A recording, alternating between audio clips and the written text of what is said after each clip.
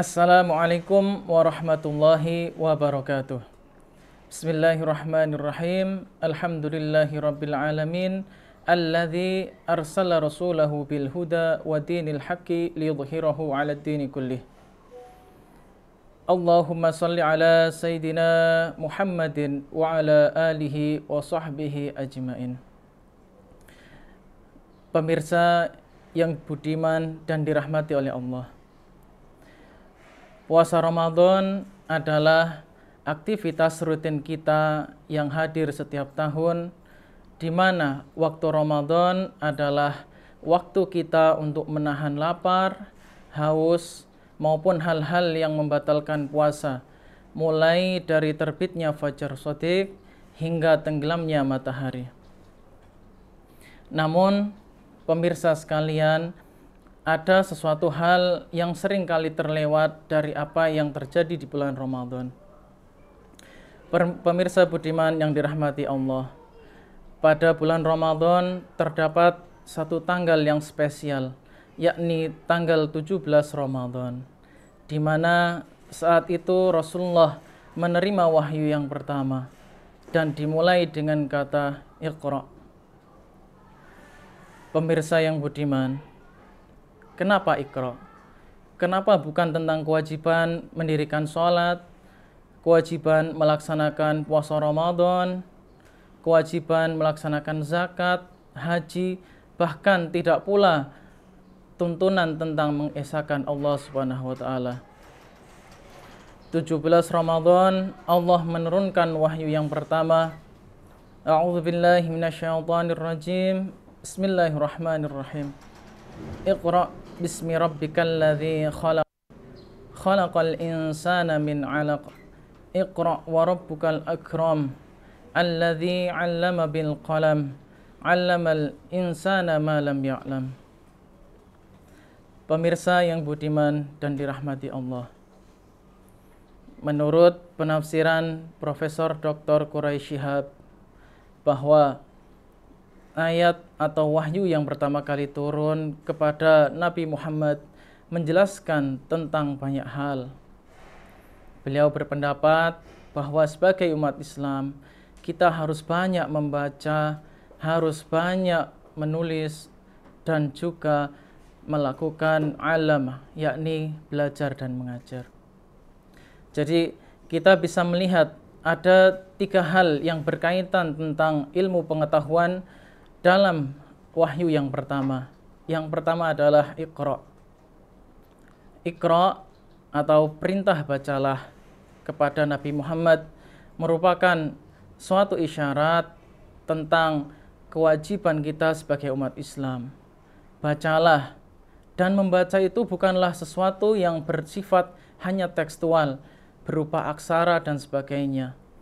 Tetapi kita harus mampu membaca dalam banyak hal, membaca peluang, membaca peradaban, membaca banyak hal di alam semesta, sehingga kita menjadi orang-orang yang mampu bertakwa dan menjalankan perintah Allah secara benar. Yang kedua adalah kata qalam, yakni pena. Kenapa qalam? Dengan pena, maka orang-orang yang berpendidikan, orang-orang yang berilmu mampu mengadaptasikan, mampu menyumbangkan pemikiran mereka, ilmu mereka kepada generasi-generasi setelahnya. Dengan qalam juga, maka akan terabadikan ilmu-ilmu mereka ke dalam suatu tulisan-tulisan. Bahkan terdapat satu athar bahwa tulisan adalah pengikat ilmu pengetahuan. Dan yang ketiga, pemirsa yang budiman, adalah kata allama, yakni belajar dan mengajar. Di situ pengetahuan tidak akan bisa tersebar luas tanpa adanya proses atau kegiatan belajar dan mengajar. Pemirsa yang budiman, apakah Anda masih mengingat tentang perang Badar? Ada apa di balik perang Badar? Perang Badar yakni perang yang terjadi antara kaum muslimin yang berjumlah 313 pasukan melawan 1000 pasukan musyrik dari Mekah. Kaum muslimin berjuang pada saat 17 Ramadan juga, sama seperti turunnya nuzul Al-Qur'an saat itu. Saat 17 Ramadan perang Badar terjadi, kaum muslimin mendapatkan kemenangan yang luar biasa. Pasukan yang sedikit bisa mengalahkan pasukan yang banyak. Dan yang lebih unik lagi, saat pasukan musyrik tertawan sekitar 70 orang, kaum musyrik diperbolehkan untuk membebaskan diri mereka melalui penebusan dengan uang. Yang kedua adalah mengajarkan anak-anak kaum muslimin untuk baca dan tulis. Dan yang ketiga, beberapa orang di antara pasukan musyrikin yang tertawan dibebaskan tanpa syarat apapun. Rasulullah begitu memperhatikan ilmu pengetahuan melalui tawanan perang yang menebus dirinya dengan mengajarkan baca dan tulis anak-anak kaum muslimin. Pemirsa yang dirahmati Allah, ingatkah kita tentang proklamasi kemerdekaan? Sekali lagi bulan Ramadan mendapatkan momentumnya dalam hal literasi dan pengetahuan. 9 Ramadan tahun 1945 Masehi, Bung Karno dan Bung Hatta memproklamasikan kemerdekaan Indonesia di tengah-tengah kepungan tentara-tentara yang ingin mengembalikan kekuasaan mereka di bumi kita, Indonesia.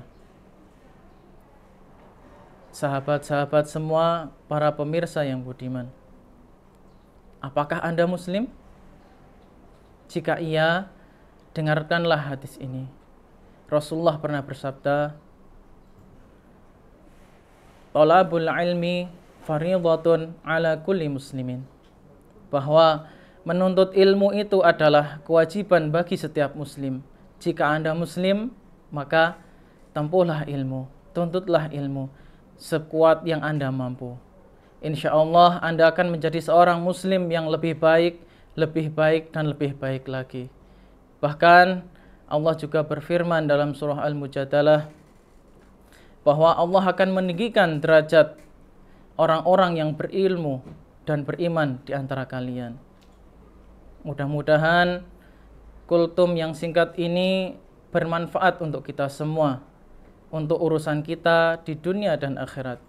Dan mudah-mudahan Allah membantu kita dalam menjalankan misi kita sebagai seorang muslim, khususnya dalam menuntut ilmu. Dan kurang lebihnya kami mohon maaf. Ihdinas siratal mustaqim. Tsumma assalamu alaikum warahmatullahi wabarakatuh.